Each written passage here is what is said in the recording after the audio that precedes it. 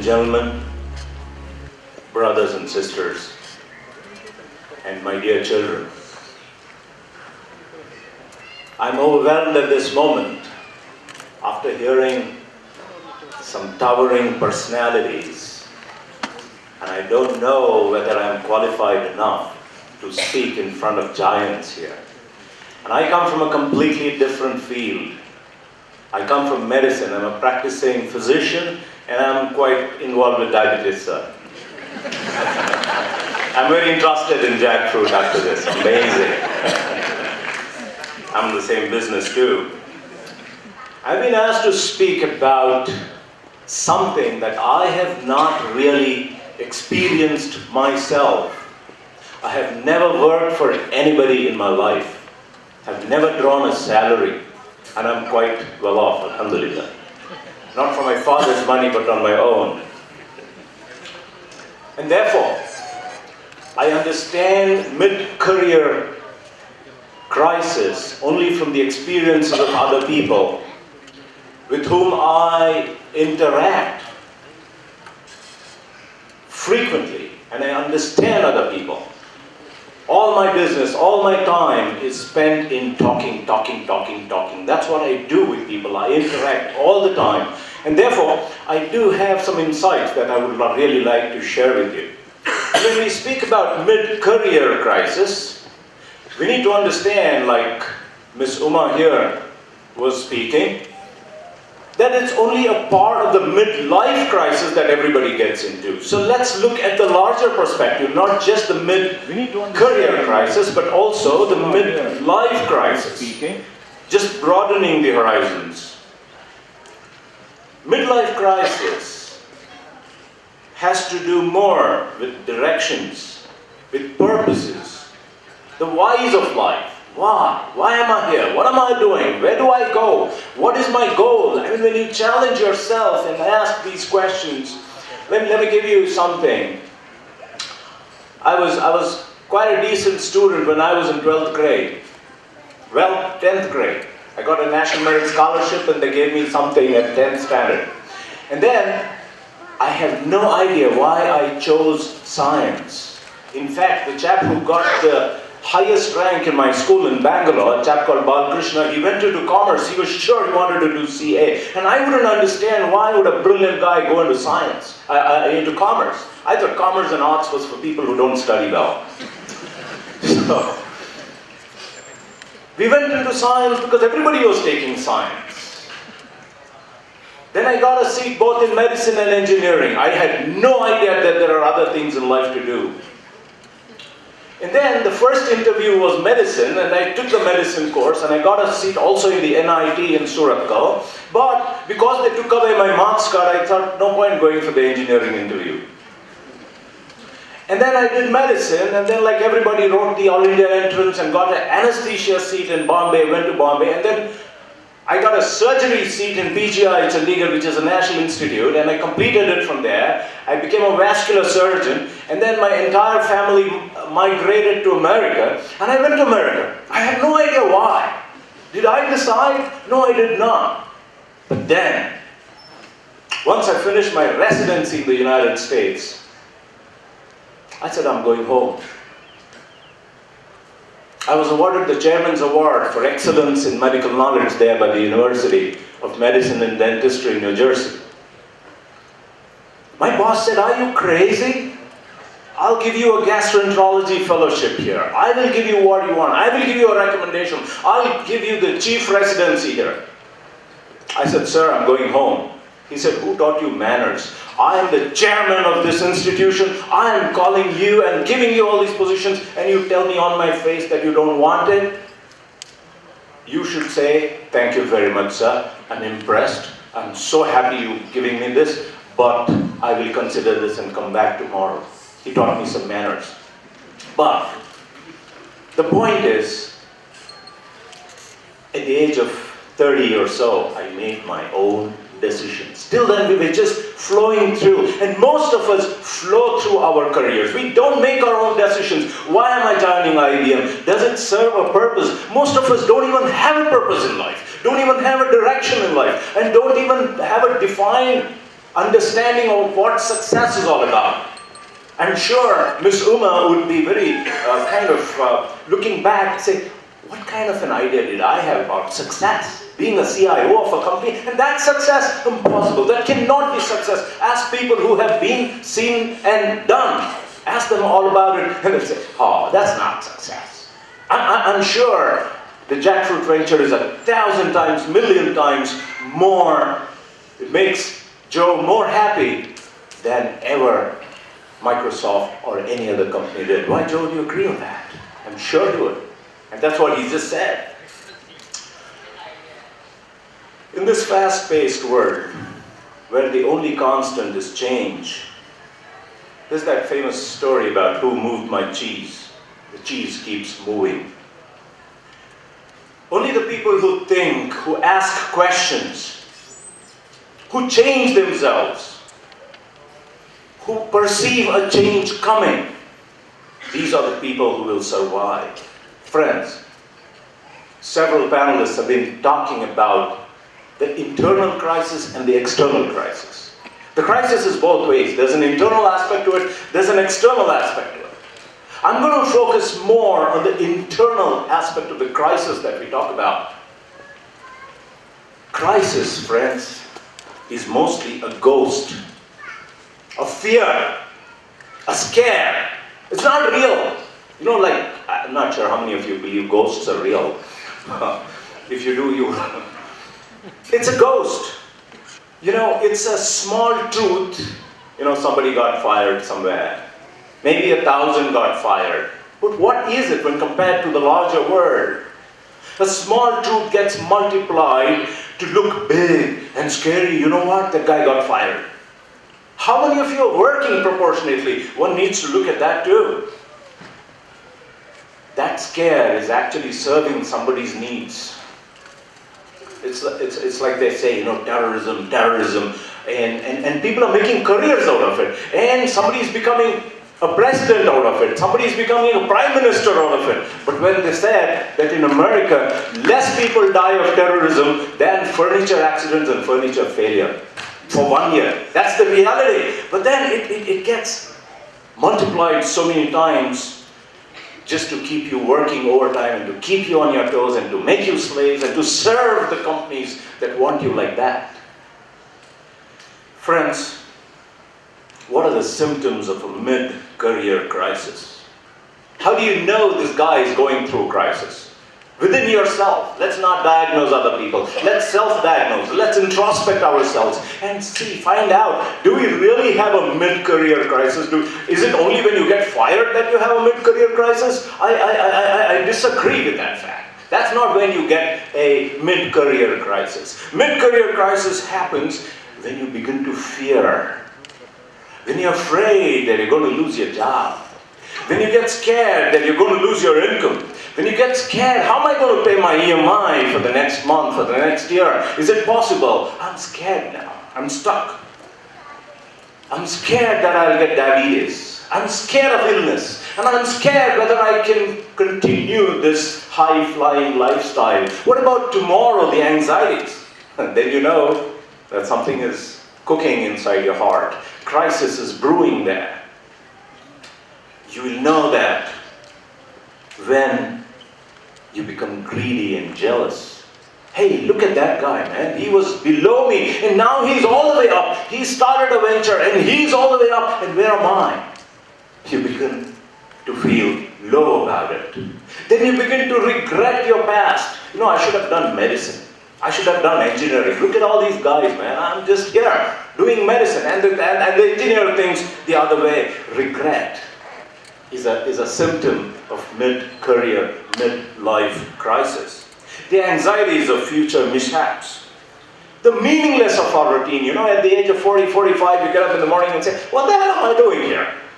Why do I wake up? To go and serve a company there? Is that what life is all about? Is that why I was made? Is that why I was born? To run Microsoft? Why am I getting up day in and day out and going all the way to Whitefield? A guy who's in Jayanagar works in Whitefield, 2 hours to go and 2 hours to come back. It's crazy. Is that why you were born? Is that the purpose of your life?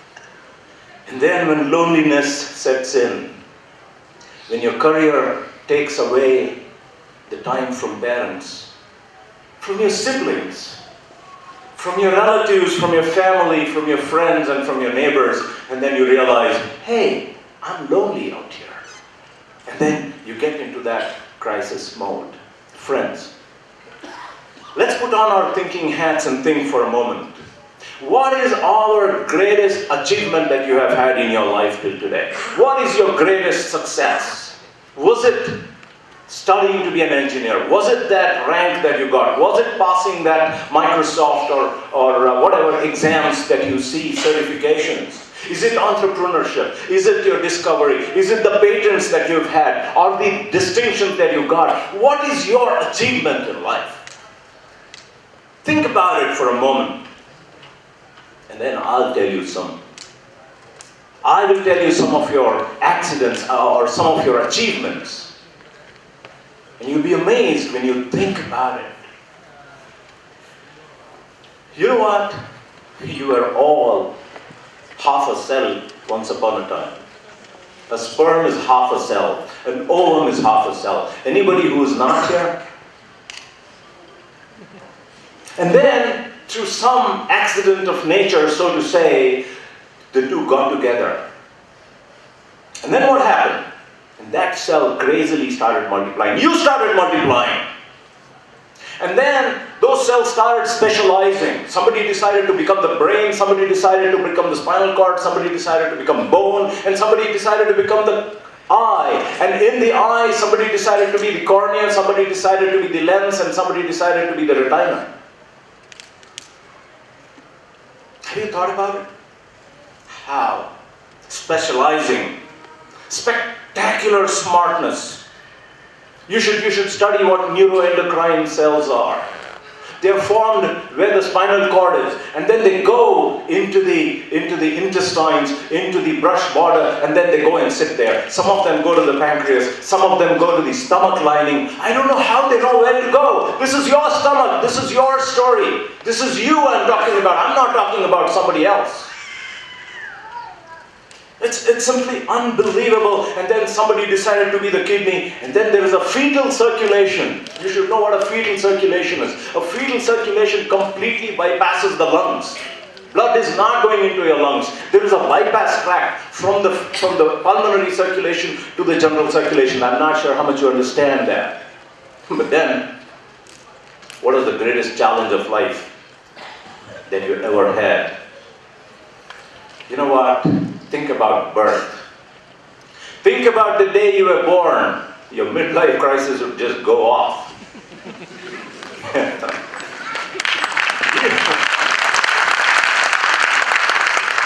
You were in a dark room, in a complete dark room. You couldn't see anything. You couldn't talk. You couldn't move purposefully. And then you were being kicked out. I saw that kick in that ad, you know, that kick. The guy's going all the way up. And then the uterus is kicking you out. And at least there is space there when people kick you out. But when you kick in the uterus, where do you go out?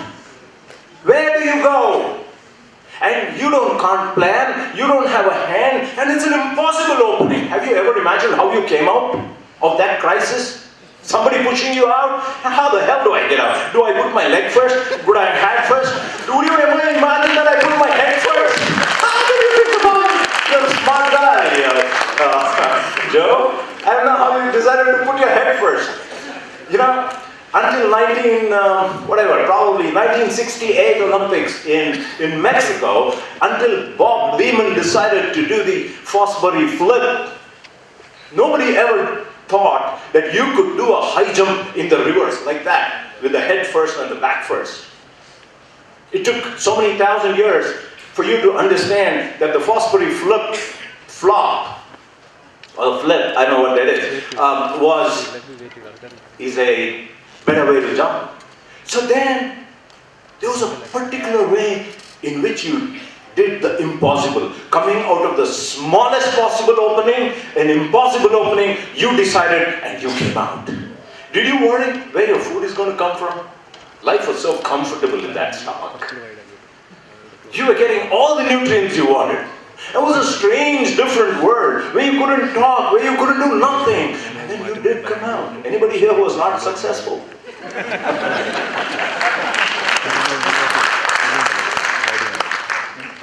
And you know what? Did you notice? As soon as you came out, somebody put a switch on in somebody else's head. When you came, your honor descended on this earth.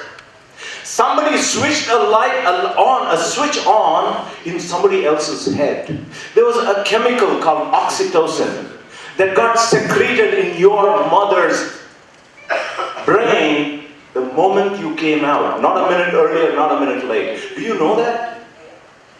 Do you ever think about it? Who put that switch in?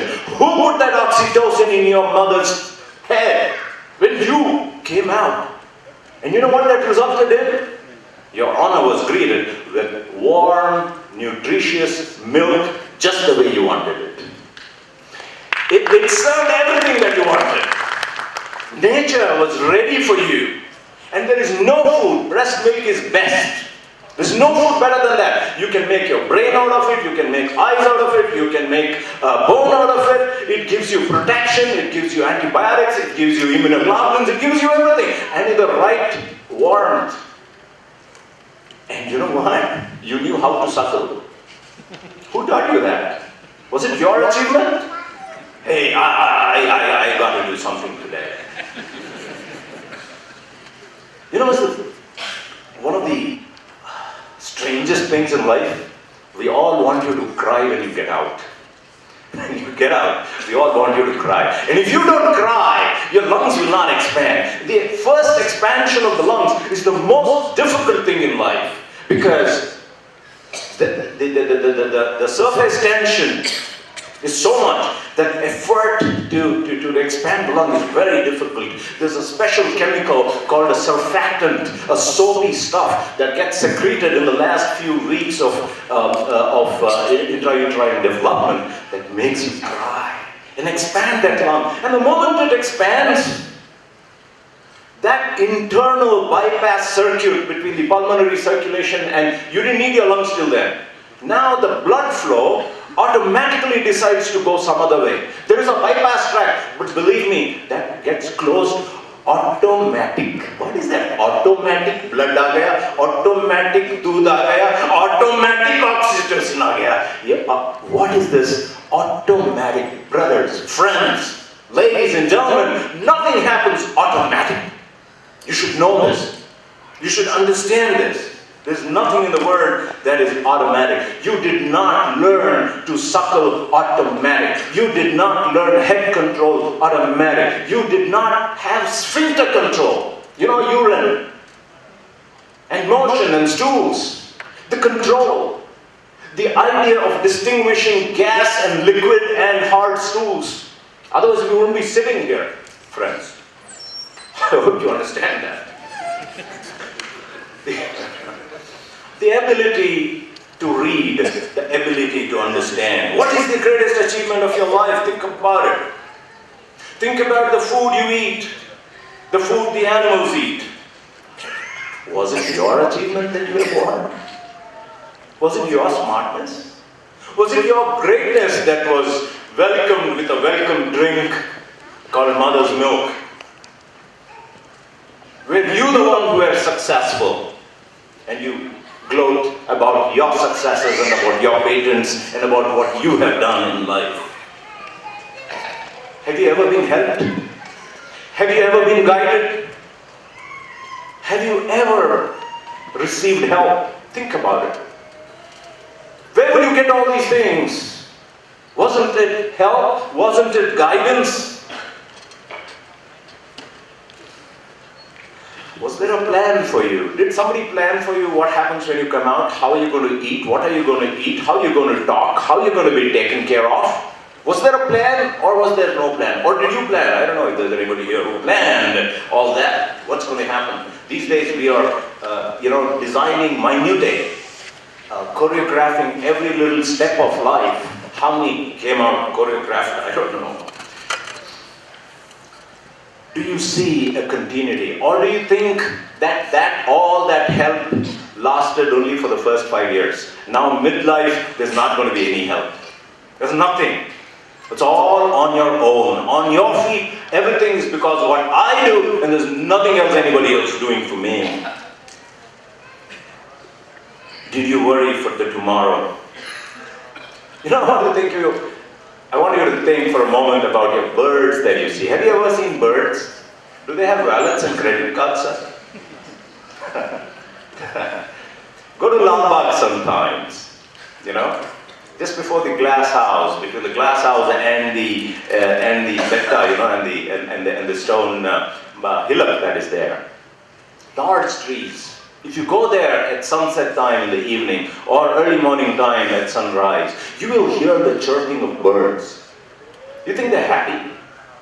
They don't have credit cards. They haven't had any hoarded wealth. They have nothing with them. Are they worried about their children? Who will take care? Tomorrow? What if?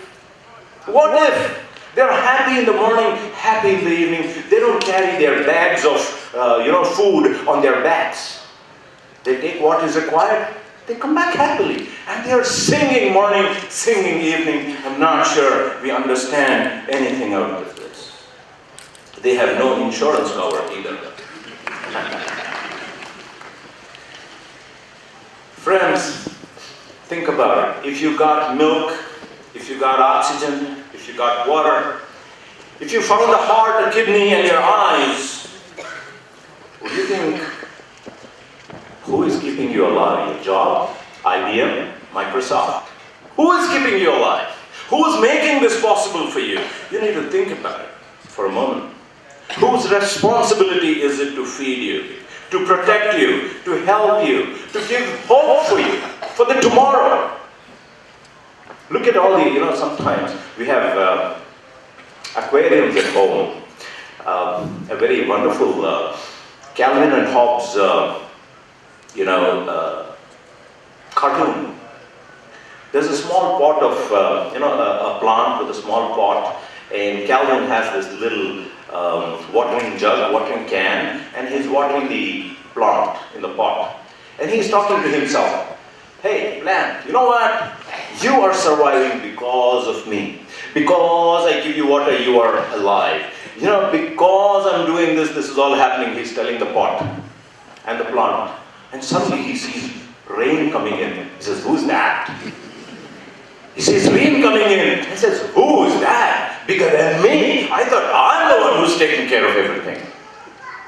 There's so much message that comes out of that.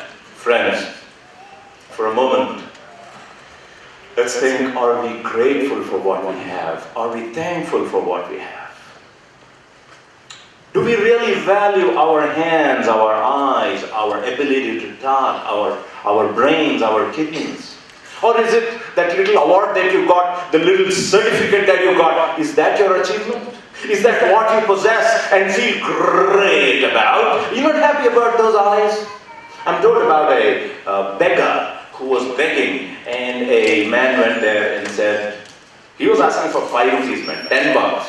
And the guy said, "Main 1 lakh rupiya dunga." The beggar said, "Kai ko mazak karte sir? Why are you making fun out of me? You got 5 bucks, give it, otherwise get out of here. Who will give me 1 lakh? He says, no, I will give you 1 lakh. But you should give me what you have. He said, me? I'll give you everything, man. What do I have about 1 lakh? I don't have nothing about 1 lakh. Don't joke with me. He said, no. Will you give me? He said, yes, of course I will give you. He said, teri ek ank de de mujhe. Teri ek ank de de. And the old man said, Sahab, 10 lakh rupees de to bhi main nahi dunga aapko. You give me 10 lakhs, I will not give it. What do you mean I give you? See, we don't understand, we don't value what we have, our potentials, and what we can achieve, and where we can go. We think that stupid job is what is keeping us alive. Arey tu dene ka hai to ja. I can live myself. I am not dependent upon you. The detachment, the dependence should come out. The moment you get dependence, you're finished. Do you value your eyes? What do you use them for?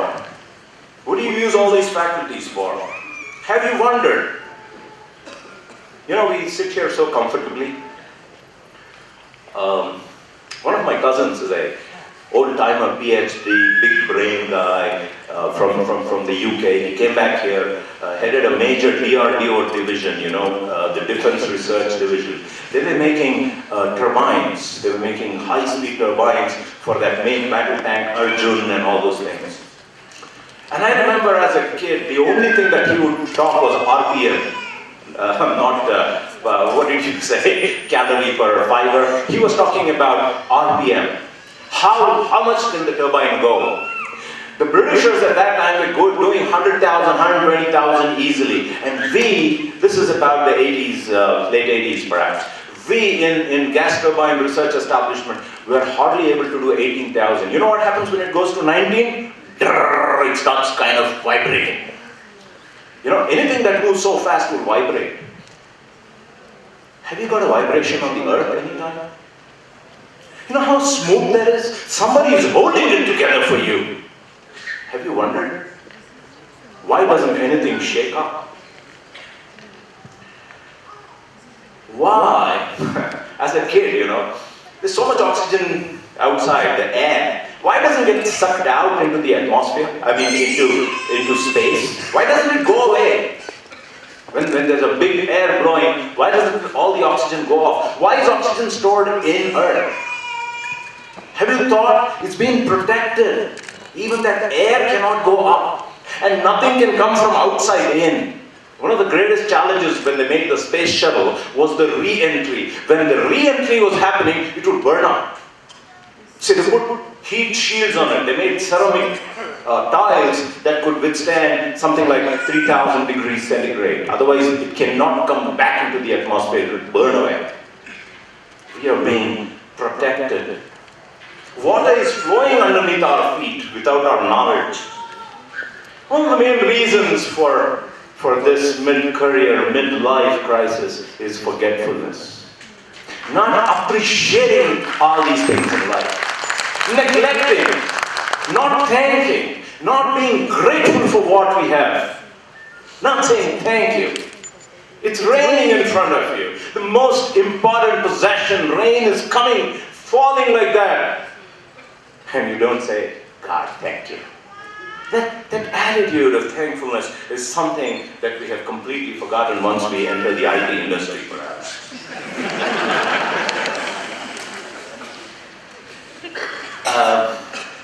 But the worst is doctors, we see death every day, we see illness every day, we see these crises, psychiatric illnesses every day, but we are less thankful. That hurts me terribly.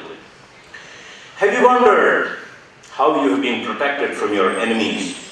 From things that can destroy you. Study immunology, atmosphere, ozone, radiation, chemical weapons, laser sensing, nanotechnology. You should look at how we're being protected from viruses, from bacteria, from fungi. It's amazing. Chemical technology, chemical warfare. Laser sensing, it can sense an enemy, it can sense a foreigner. All that is being given to you, that's you. I'm not talking about some strange space invader here. I'm talking about you. Do you appreciate that? Friends, nobody can do anything for you. If you decide, and please remember this, you are the one who's deciding. There's no external force. You are choosing to self-destruct. To ignore this, to forget, to neglect. If you choose to undervalue this miracle that you are, you see day in and day out, water pouring out. There's a day, somebody asked me a question, is this illness going to go away? I asked him, is it going to remain day today? Is the night going to become day or not? And if the day is going to become night, these are changes in life. So illness also goes away. There's hope from everything that we want to talk about. At each step, if you choose to undervalue the miracle that you are, why don't you see this? Why don't you understand this? Who or what is misleading you? Movies? Alcohol? Dumbing you, numbing you, anesthetizing you into forgetfulness. Maja karo. drink, dance, enjoy murder. That's all life is about. A pursuit of pleasure. And then you forget about the realities of life that are real in front of you. Friends, at each step in life, there is a reminder for what could have gone wrong. You see blind people, you see deaf people, you see mute people, you see hemophiliacs. You should know what hemophilia is. You should know what sickle cell anemia is. You know, it's like if a whole textbook, that's the genes in it. You know, the gene coding. I don't know how to explain in IT terms. In that whole coding, one letter, 1 0, 1 1, out of a trillion, one letter goes awry, your blood will not clot. And you know what? You're so perfect. It's just a reminder that, hey, this could go wrong. Look at that and be thankful. You didn't have hemophilia. You did not have Down syndrome. You should know what Down syndrome is. When those two half cells meet, something went wrong. Rather, when the half cell was formed, something went wrong. Instead of having your normal set of chromosomes, you had one extra chromosome. One extra is good or bad? If you had one extra chromosome, friends, you would become a Down syndrome Mongol. It could have gone wrong with you. You did not plan this. You did not protect yourself from this. Understand this. If you are something today, it's because something was given to you. Life is not yours. You should appreciate it. You should say, thank God I didn't meet with that accident. I don't know how many of you do that. Diabetes. I know children who are born with diabetes and insulin requiring diabetes, who are born with that. Can you imagine? If your pancreas did not secrete that little insulin? Cancer. What is cancer? Cells are multiplying in our bodies continuously. Every moment, trillions of cells. They just multiplying, multiplying, multiplying. One cell decides, I'm not going to listen to you. You know, multiplication is controlled. How much, till when? Suppose you had a wound here. You know, it needs to get filled up.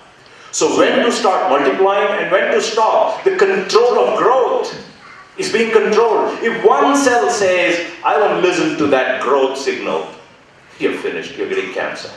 And if your body is not able to kill that cell, you got cancer, you're dying.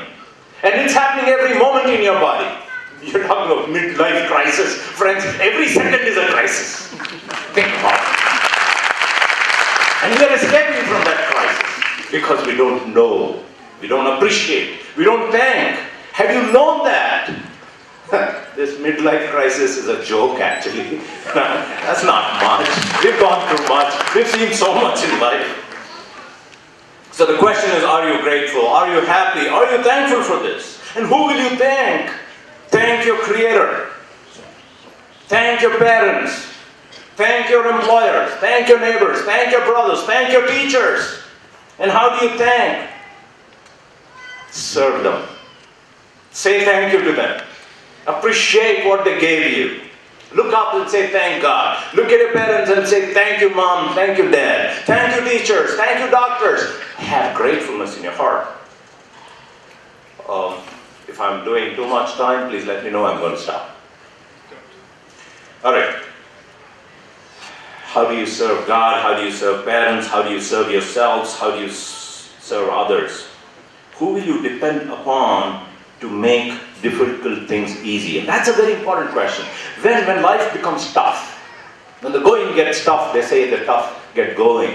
How do you do that? Who gives you hope? The hope of a new day. It's dark today. Will it be day tomorrow? The hope of, have you wondered, when you sleep, how much control do you have on yourself, sir? When you sleep, are you going to get up tomorrow? How sure are you? How sure are you you're going to get up tomorrow? How much control do you have? No, I am going to get up. You know how many people sleep to death? They just sleep off. They don't get up. Aren't you happy that you got up today? You can say, thank you God, you wake me up today. And you know what? You did not wake up. Somebody woke you up with a purpose. You go out into the world and do this for me. It wasn't your day came with the necessary supplies of oxygen and water and everything. It's not a joke that you got up. Every day you're looking at this miracle. The miracle of daybreak. The miracle of getting up from sleep. Of getting better after an illness. Of getting tooth pain and getting healed. Of getting a headache and getting healed.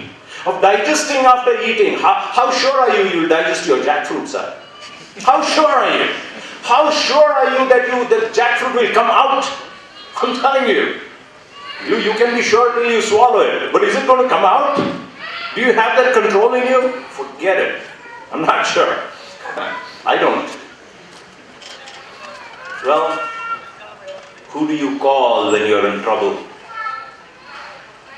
When everybody proves helpless, when doctors have given up, when friends have failed, when you're all alone and you're being kicked out. That kick reminds me again and again. That's a powerful kick. When you get that, who do you call? Who do you call?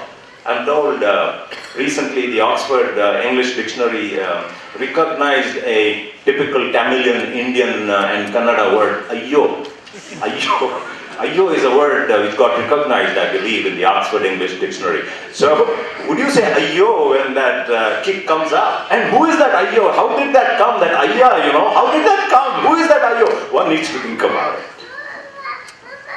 Well, friends, handling crises, handling difficulties, handling challenges, something that will come very handy in life is relationships. Building powerful, strong, deep relationships is very important. And the first relationship is with your Creator. He created you. He sustained you. He gave you the water and the oxygen and the milk. Say thank you. Remember Him day in and day out. Be thankful to Him. Seek from Him. God, you gave me all this. Why can't you give me one more? What's that Adnan Sami song, man? I don't know what that is. Lift kara de. अरे कभी lift कराने का गाना तो गाओ यार. I mean, do that every day. यार अल्लाह मुझे भी लिफ्ट करा दे. इतने लोगों को लिफ्ट करा, मुझे नहीं करेगा क्या? करा देगा. Seek, ask. Don't depend only on yourself. You wouldn't be coming out of your mother's wombs if you depended upon yourself.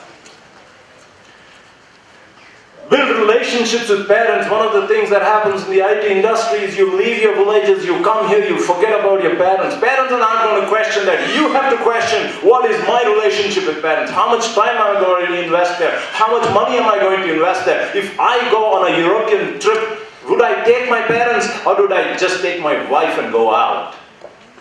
Think about them. Lonely parents is a crisis in the city today.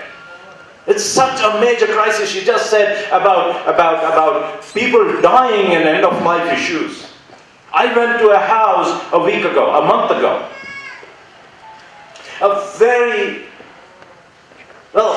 No point talking about castes and that. And one, it's a very high-flying guy in the financial world in Bangalore. Really, really big man. He was the president of one of the chambers of commerce here. Very young. He's about 54, 55 years. Real high-flying achiever.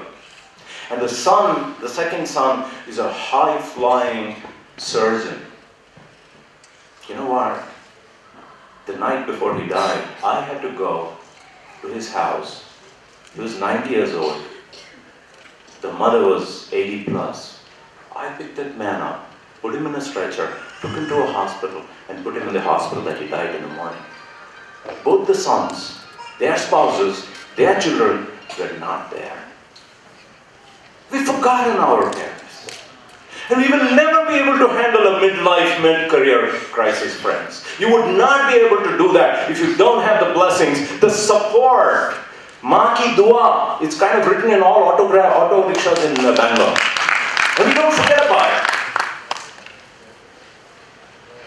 Relationships with employers and employees, with juniors. We just talked about politics. If you don't keep a good relationship with wife, with children, we all learn about the lion and the mouse story. Ek din mujhe kaam aunga aapke liye. So that junior will be very helpful for you one day, sir. Don't ignore him. Don't play politics on him.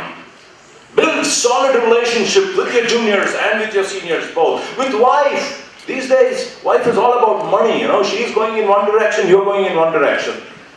Build, invest, put your money, put your time with children, with neighbors, with relatives, with the downtrodden and with the earth, and with animals. We have no relationships whatsoever.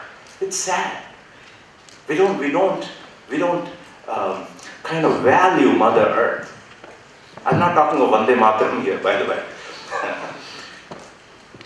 And we need to strike the right balance, giving to the mother's due, to God, God's due, and to the wife's due, and to the employer, the due of the employer.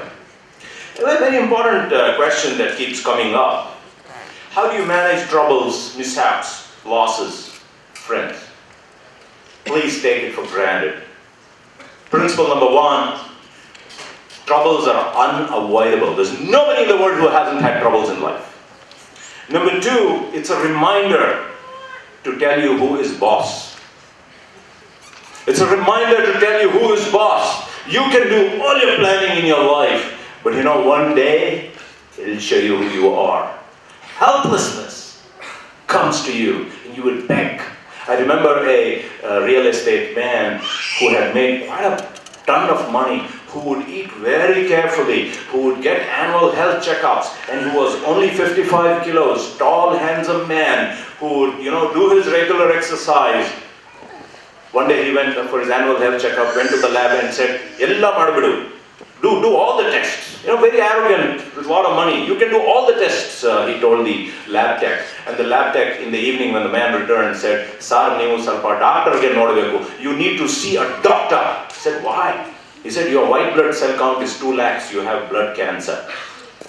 I saw the man 2 years later. The night he died, friends, he was begging. He was begging. And you know what?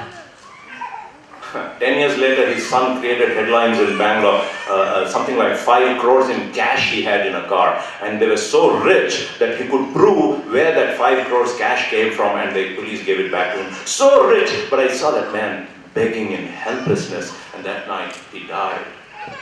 So troubles are unavoidable. You can do all your dieting, all your checkups, and all your smartness, but they're unavoidable. They're a reminder. And please remember, don't blame yourself.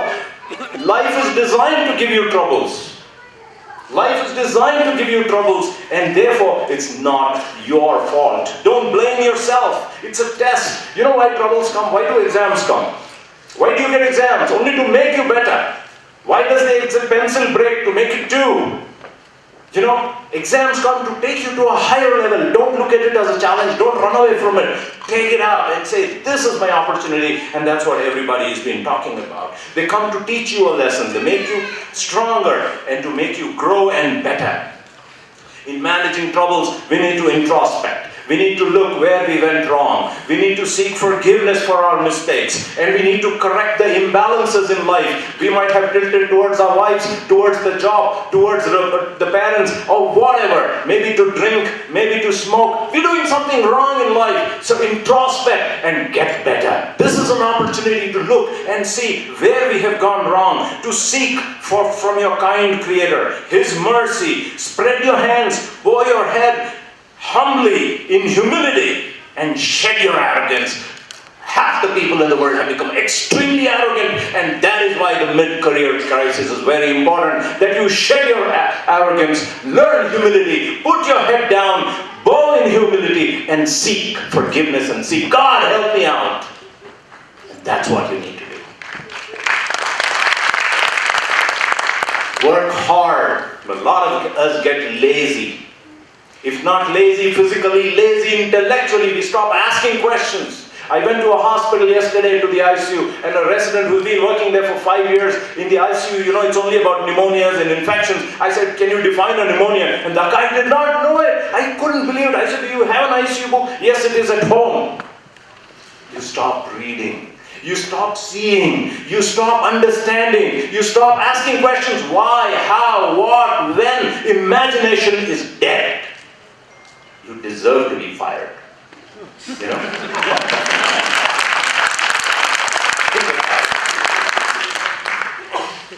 And imagination, asking, questioning, reasoning is the only thing that differentiates a man from an animal. And the moment you become an animal, you get that kick wherever. So, the other thing that these things teach us is to be patient. I remember, this is a hearsay anecdote. The head of the biggest, one of the largest real estate groups in Bangalore spoke to the real estate fraternity when there was a huge real estate crisis, when things were not selling. They're also going through one now. And he said, you know what? Every storm has to end. And when the storm comes, the tree just bends down and waits for it to go away. Patience. Patient and patience and patient perseverance, hard work and continuity and hope is what? Being positive, being hopeful, being cheerful, and not complaining about it. Learn the attitude. Stop complaining. Road ठीक नहीं है, गर्मी बहुत है, धूल बहुत ज़्यादा है, Bangalore ठीक नहीं है, prices. Stop complaining for God's sake. Learn not to complain. Nobody likes a crib pot, always cribbing about bad things. Don't crib. Stay cheerful, stay positive, do something to bring about a change. And that is what a midlife crisis and a mid-career crisis should teach us. Be prepared. This is a frequent mantra that people told you. Be prepared to lose. You're living today, be prepared to die. You got money today, be prepared to be poor. Be prepared, it's okay. You're married today, be prepared to be single. Otherwise, you'll never have a successful marriage, by the way. Be prepared. You want to go out, the door is open. You will never win in business. You will never win even when you bargain for a tomato. Unless you're willing to walk away from there. No, please come. I'll give it to you for 5 rupees. You know, a lot of Malayalis are businessmen here. They understand that very much. So be prepared to lose.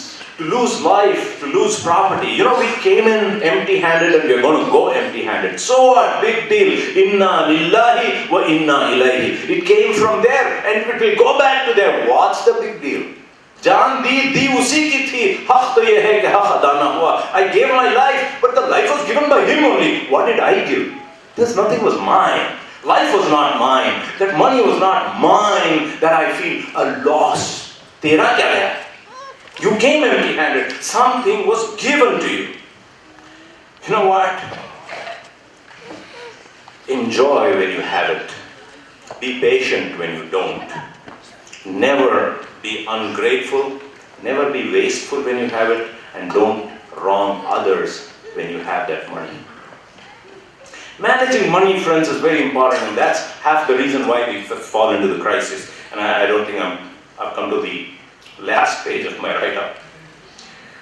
Managing money.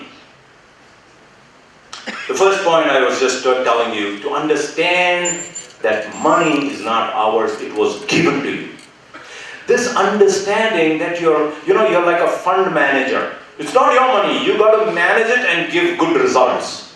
You're a trustee of that wealth, of that life. It is not all yours. That money is not all yours. God gave your money, your wife's money, your children's money, your parents' money, the poor man's money, all in your wallet, and you need to know how to apportion them appropriately, duly, fairly, and with correct judgment. It's not all yours. I will do whatever I want with it. That's a completely damaging attitude one can have. Spend it for your needs. Don't waste and live minimal. Don't create a bad carbon footprint in this world. Don't destroy. Don't use so much plastic. Don't use so much packaging. One of the most beautiful things about the jackfruit is the packaging. Biodegradable, so beautiful. Amazing that packaging is. Think about it. We are creating so much of a waste. We have become burdens on this earth. We consume and create garbage on this earth. Is that what life is all about? Minimize the needs. Question every rupee that you spend. Is this appropriate? Do I really need it? What if I did not buy it? What if I did not buy a new car? What if I did not buy this new shirt? This new shoe, I love it, but what if I don't? Think about it. Manage your money correctly. Stay within your means. Stay within your means. Don't start forecasting and sell your futures out to bankers. Don't sell your futures to bankers. Don't put your neck out there so that they kind of take that reign away of your life and of your decisions and give it to somebody else's hands. Don't fall in the debt trap. The Shylocks are waiting for you. The Baddi Makkalu, as we say in Kannada. The usurers. You know what Jesus Christ did when he went into the temple? First thing he did was, probably, Jesus Christ, may peace be upon him, is a man who's being portrayed as gentle. As gentle. But you read the Bible, it will show the people who used to take interest in Baddi and the bankers, he went to the temple and he threw away those tables. He got violent there. He said, get out of God's place.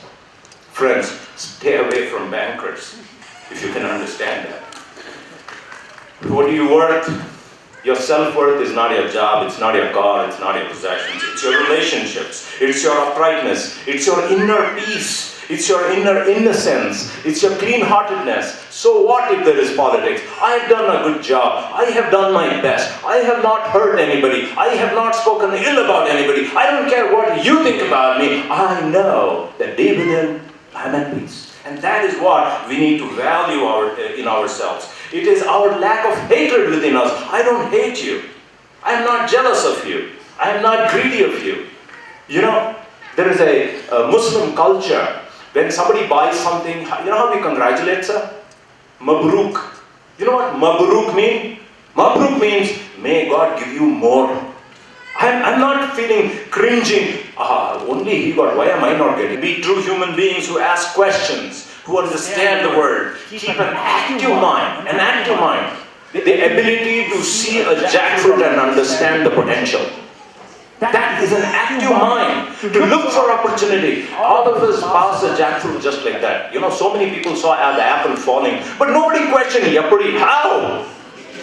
You know, have an active mind, and that is what is dead when you get into a mid-career crisis. Friends, concluding, a clean heart, and an active mind, and a hard-working body. A clean heart, an active mind, and a hard-working body will give you peace in every crisis. Thank you very much.